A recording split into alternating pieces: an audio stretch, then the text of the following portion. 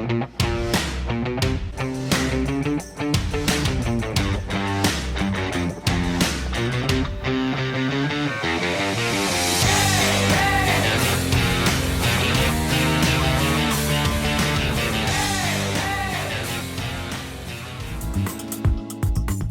Rosie and Bill Show wish to thank our partners and Positivity primary sponsors. The Roselli Agency, based in Kennett Square, Pennsylvania. Brian and his team of insurance professionals have been serving the needs of Chester County for more than 2 decades. The Mallon Agency, located in Springfield, PA, where they take pride in tailoring the right insurance policy for the right client and exceeding expectations every time. Raindrops on the rooftop, hope floods my mind. They say it happens for a reason, and I don't know if I believe. It'll be a long, long journey, you'll see. It always rains in Portland, but the sun always shines on me. Welcome everyone to the Rosie and Bill Show. Our guest this week is a little bit country, a little bit rock and roll, an accomplished songwriter, and a master of the fretboard on the guitar. Please welcome to the Rosie and Bill Show a California native who's making some amazing music in Nashville, Mark Mackay. Mark, welcome to the show. Yo, good to be with you guys. Thanks for having me. Yo, you from Philly? So good. It's So good. good. It's good to see you, Mark. I'm glad that you've got power going on. There were some issues last night. We were going to do the show, but now you're in a car. So tell us, why are you in a car? I am. Well, first, thanks for mentioning that because I feel terrible. That last night was just crazy. I love Nashville so much. I can't believe how much the city just comes to a halt. I live a little south of town too. I'm a little kind of out in the country, but like it's unbelievable. The minute there's a chance that there's a little bit of ice somewhere, it's like the whole universe shuts down. It's hard.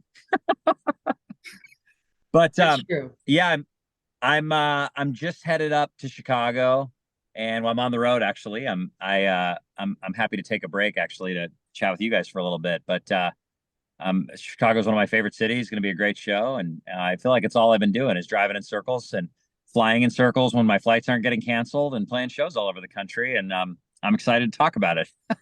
Well, that's great. I mean, that you've been so busy. You've been touring for what, the last year? Yeah, I mean, well, for several years, but I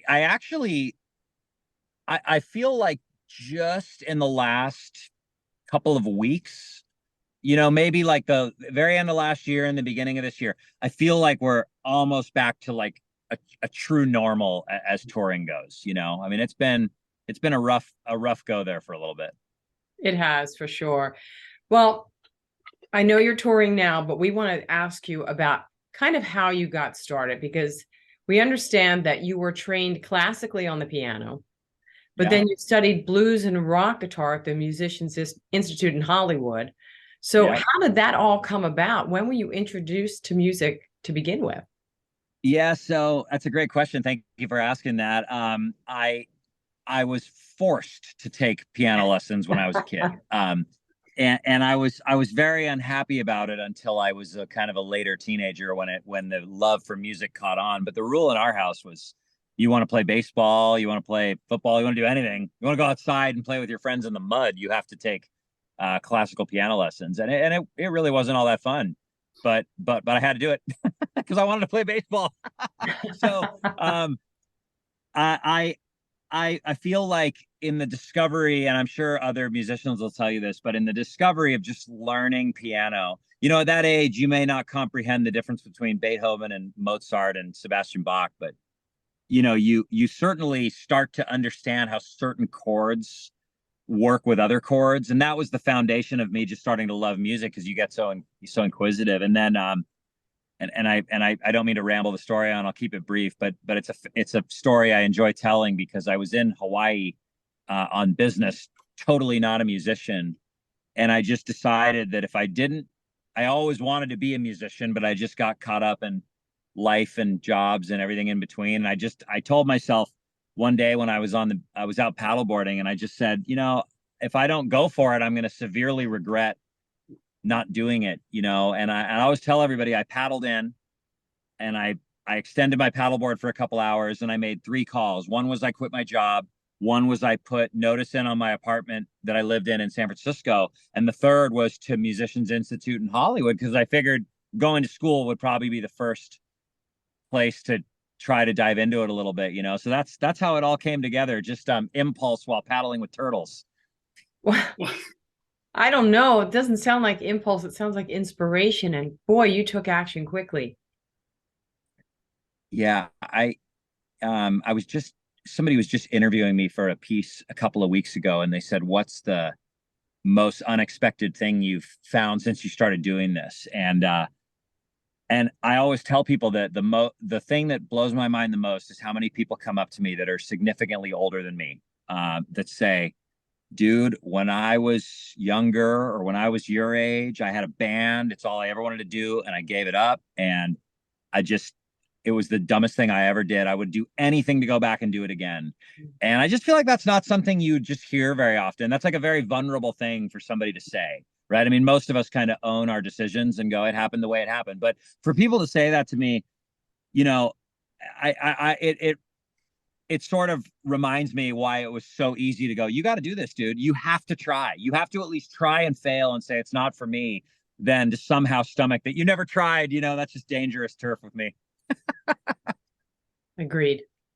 Yeah, Mark, I have to tell you that story really resonates, you know, with me personally too, because there was a time when I was kind of where you were, and I just really enjoyed being behind the microphone, whether it was singing or reporting or doing anything behind a microphone. And I took a detour for a few decades and decided, you know what, it's time to go back and do what I love to do. So even for those people that came up to you and said that they wish they would, it's never too late. You can always go back and pursue your dream. And kudos to you for sticking with it all the way through. Yeah, thanks for that, man. I appreciate it. You know, the other thing that's really trippy is like so much about the early days of my transitioning to be a full-time musician, because at the end of the day, I didn't give myself an opportunity to not be one, right? I went from having a full-time job and a full-time life to nothing and starting over as a student. And I feel like there was so much about those early days that I actually forget, because now that I'm a little further along, things have worked out the way they did. But to your point right there, I remember going into music school thinking, well, I'm probably too old to be an artist, right? I mean, don't you have to get discovered when you're like 9 years old? Don't you have to be some child phenom that gets discovered on a TV show? You know, and I remember very early in that journey going, oh, I guess there isn't always an expiration date to stuff. You know, I mean, maybe there's certain things you want to do that the time has passed, and that's fine. You probably don't want to do them anyway, you know, but to your point there, it isn't, there's always something within the realm of your dreams that it's never too late to chase. I agree. And I think the important thing is to not let what other people may say thwart you.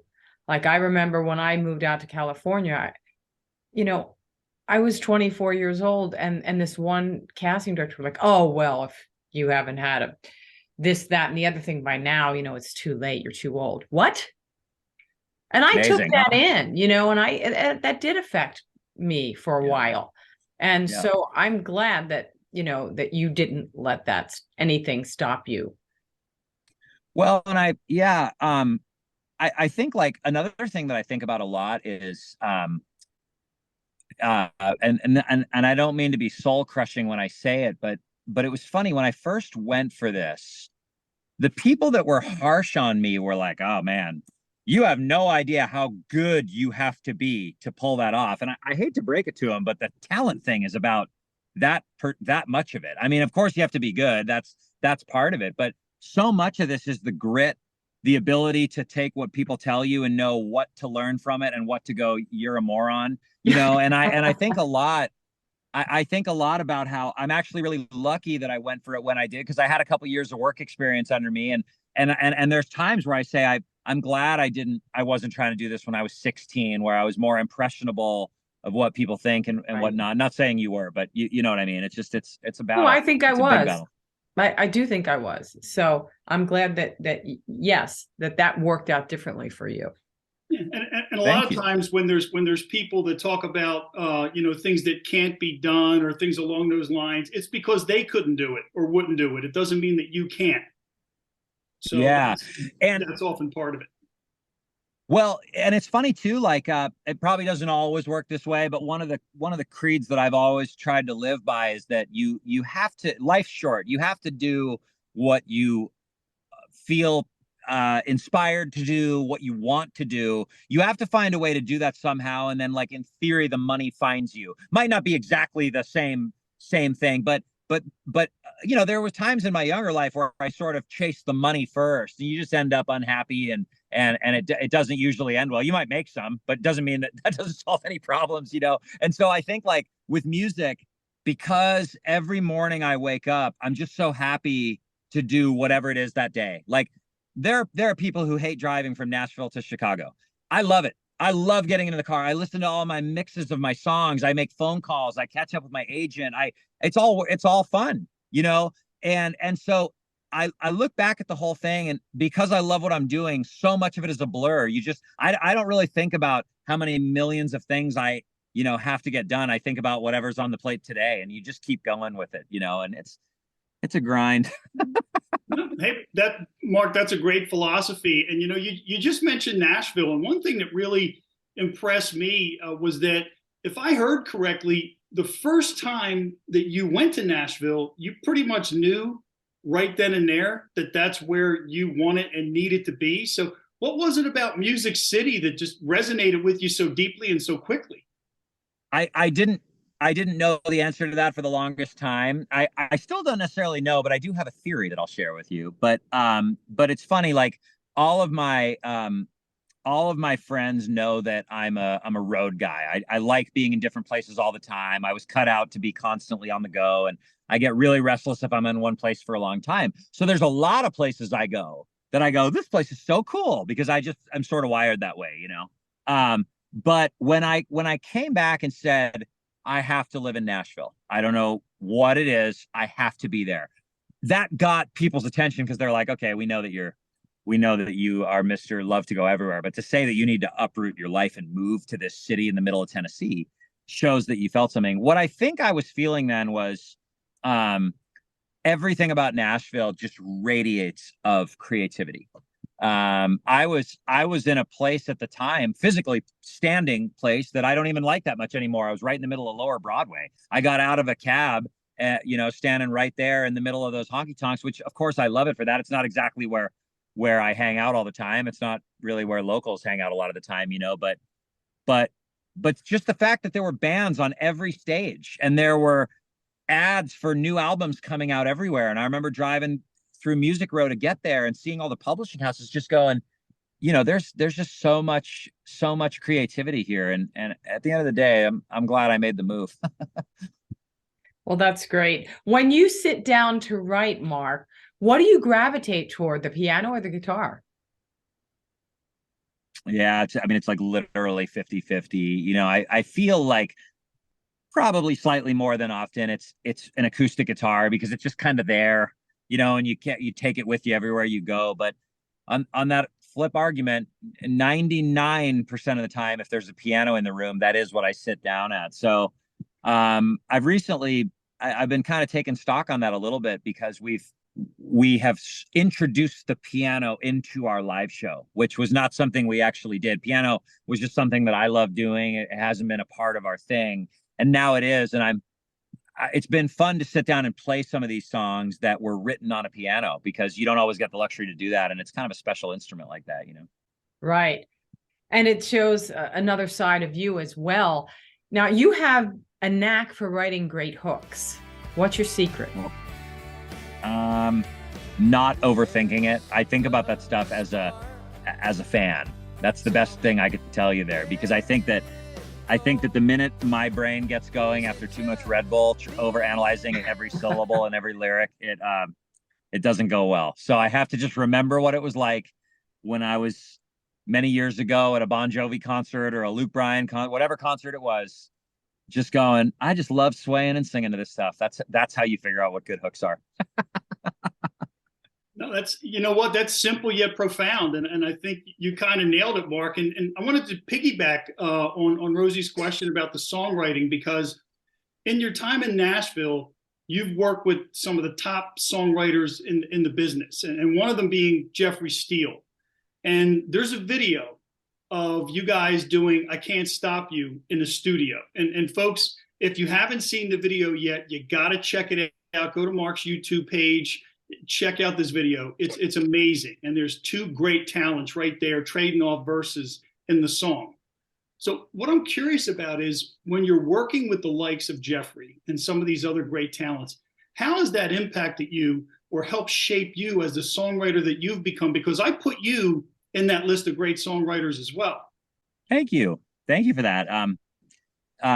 You know, I am very, very collaborative, and I really enjoy letting people do what they do best. And in exchange for that, I walk in with such an open mind when I'm, especially with, I mean, I do it with everybody, but especially like a Jeff Steele. That's like, I love him. He's one of my best buddies, but I mean, that's like going to class watching him, you know? And I just think watching their process, and also, you know, I wrote 169 songs in 2019 alone, because I was in a phase of my career where I was like, I just need to write and write and write and write. And I need to worry more about writing all the time than touring all the time. And of those 169, 20 of them ended up being, I love them all. I wrote them all, so I love them, but 20 of them became competitive. And then once they were recorded, 10 of them became probably ones that could do something. And then of the 10, 3 of them were ones that we thought could change my life. And so you think about that, that was 1 year for me. Think about Jeffrey Steele's catalog. He's written everything. He's done everything. So it's interesting to watch how fast, and I don't mean it in a negative way, but how fast somebody can go, not, no way. Been done, or not, you know, I wrote something last week that's so much better than that. I'm not even gonna waste my time on that line, you know, and it just makes it kind of elevates your deal a little bit, you know? Yeah, absolutely. And I'll tell you, one of the things that we were talking about Jeffrey, we had Steve Dorff on the show a little over a year ago. And the two of them, you know, those two working together too, it's just, I've always wondered what it would be like, you know, with you, with Jeffrey, with Steve, with some of these great talents, just kind of being a fly on the wall, just watching that magic happen. That's got to be an incredible experience. It's my favorite thing on the planet, because you can feel life-changing moments happening right in front of you. Right now, obviously, there's so much more that makes it life-changing. But as somebody is, you know, I've gone into writes where I had an idea, and then you start talking about that idea, and then somebody says something, and you go, "Whoa, dude, that's it." And it might not have been what the idea was about, but so I just feel like, and then usually somebody takes the reign at what they do. I tend to be a very musical person. I get really into like chord changes and how melodies work together. I've worked with some friends who are just unbelievable lyricists, might not know how to make the melody work together, but the words they come up with are so profound, you know? And so that's the other cool thing, is when you get a group of guys together and everybody sort of is working on their thing that they do best. That's pretty fascinating. Did you Yeah, ever think, Mark, that well, you probably did, because you have confidence, but you've opened for some pretty amazing people like Tim McGraw, Blake Shelton, and did you imagine that for yourself? You know, that's part of, yeah, no, I love when people, both of you, ask such great questions. It's always great to reflect on some of this stuff, because that falls into the category of what I was saying, where like, I don't know that I ever did. I mean, I think obviously I wanted to be a superstar. I wanted to sell out the world. So I guess you would assume you'd have to do that along the way. But there's moments like, you know, I mean, I remember driving to school, listening to Blake Shelton in the car when a couple of those hits came out, and playing Austin at full volume. And you know, and there I am walking onto his bus, and he's pouring drinks for all my friends, giving me a hug, saying, great to meet, you know, great to see you. And those moments, you're kind of like, that's just insane, dude. Like, I mean, I was literally like listening to your music in the car with, you know, and now I'm standing here with you, you know? So I don't know that I guess I expected it to happen, but all of it is still very, very surreal to me. It never gets old. Well, Mark, I want to just follow up with one other quick question, kind of along those lines in terms of, like Rosie said, you've shared the stage, Blake Shelton, Tim McGraw, John Rich, let's say on the countryside, but you've also shared the stage with some iconic rock bands like 38 Special, REO Speedwagon. And I'm curious, does your approach at all change or vary based on what other acts or performers are on the venue? Another phenomenal question, dude. I would say that so I have a joke with my girlfriend Valerie, actually, and the joke is, and it's actually totally true. She kind of makes fun of me for it, but it's totally true. So we just got confirmed with Night Ranger the other day in California, and then we just got confirmed with Gary Allen somewhere else. And I guess I think they're Night Rangers for sure confirmed. Either way, they were both talked about today. And within 15 seconds of hearing those names, I know exactly what I'm going to wear that night. And that's what I mean by the approach, because at the end of the day, I'm proud of the fact that our music spans those two things, but artistically and who I'm playing to, things I'm going to banter about, which don't get me wrong, I don't plan any of that stuff. I'm not like a very rehearsed person. Actually, I enjoy just like being off the cuff about stuff. But I do think to myself, like based on geographically where it is, age demographics, who the band is ahead of us, I think about a look. And that does slightly change. I can't say that I ever changed like the set list much. When we went out with Ted Nugent, we decided to do a random song that I had written with my buddy Jim Peterick to get a bunch of guitar solos in there. And I wasn't really sold that it worked that well. So we decided to do like an acoustic ballad I had just written the next day, and people went totally nuts. So I was wrong on that one. I would have thought that all of Ted's fans, all they wanted to see was us shred on guitars, but that really isn't the case. They just wanted to see me be me, So anyway. Wow, that's a profound statement, and one that everyone should live by. You hear it a lot when people say just do you, and it's true. We do have to honor who we are, because no one else is like us. I have just learned that I've played like 900 shows around the country, probably at least, and I've been touring full time since probably 2015, but really 2016 or 17, and I just went into a meeting with a record company the other day. I've met with plenty of them over the years. A lot of them are my friends, and I've had lots of conversations. I'm decently well connected in the business. And just the other day, I went, oh, I see what all these people meant when they told me just do you.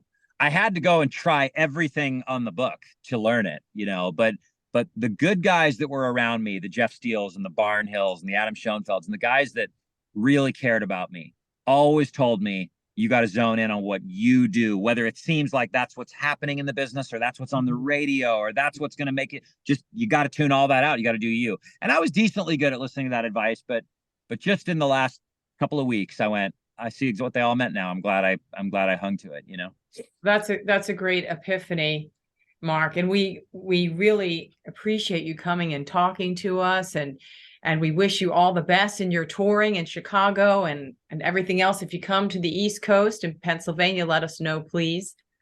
Yeah. I'd love to come and support. And thanks for coming in and talking to us. Oh, you're so welcome. Thanks for the great conversation. Well, we wish you all the best, folks. Thank you for tuning in. And we're going to end the show with something from Mark Mackay. Have a great week.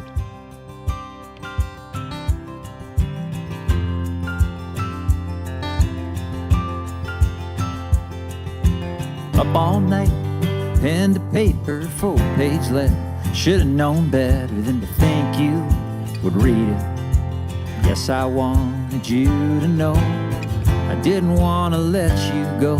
Been dreading this day since the day you told me that director called. Said he liked your picture and he wanted to meet you. I died the day I said to you, you gotta do what you gotta do. Can't stop you. You're a wheel already rolling. I can't keep you. You're a bird on a wing. You're about to fly. I can't hold you. You were never mine to hold. Guess I gotta let you go. let you go, let you go. Heaven knows that I don't want to let you go, but I can't stop you.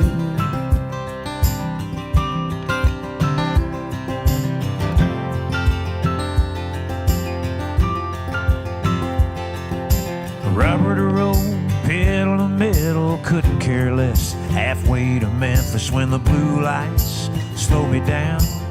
State trooper said 91. Who the hell you chasing, son? I told him all about your angel face, your green-eyed dreams, your headstrong ways. He took my license and ran my plates. I counted 84 trucks go by, and on that shoulder I began to cry. Can't stop you. You're a wheel already rolling. I can't keep you. You're a bird on a wing. You're about to fly. I can't hold you. You were never mine to hold. I guess I gotta let you go, let you go, let you go. Heaven knows that I can't stop you.